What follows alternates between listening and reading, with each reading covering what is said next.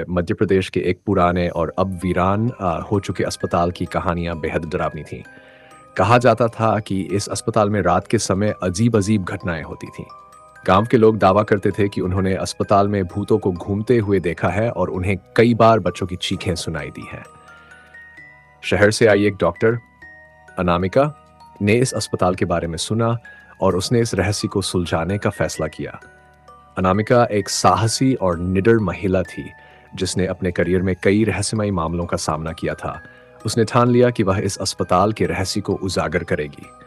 एक रात, अनामिका अपने कैमरे और टॉर्च के साथ अस्पताल पहुंची। अस्पताल की दीवारें धूल और जंग से ढकी हुई थीं।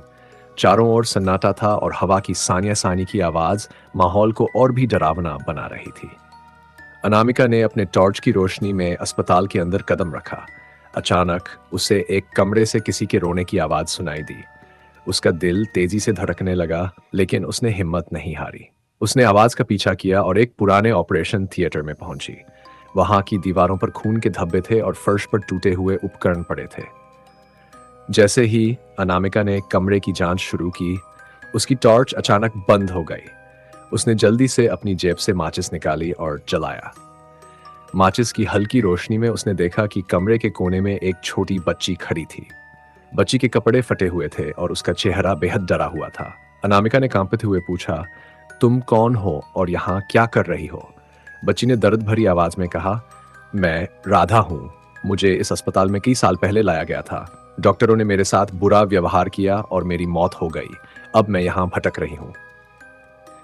अनामिका ने दुखी होकर पूछा, तुम्हें क्या चाहिए राधा? राधा ने कहा, मुझे न्याय चाहिए, मुझे शांति चाहिए। अनामिका ने ठान लिया कि वह राधा की आत्मा को न्याय दिलाएगी। उसने अस्पताल की पुरानी फाइलों को खंगाला और पाया कि अस्पताल में बच्चों के साथ बहुत बुरा व्यवहार किया जाता था। उसने इन सबूतों को एकत्र किया और गांव वालों को सच्चाई बताई। गांव वालों ने मिलकर अस्पताल के प्रबंधन के खिलाफ आवाज उठाई और उन्हें सजा दिलाई। राधा की आत्मा आखिरकार शांति मिल गई।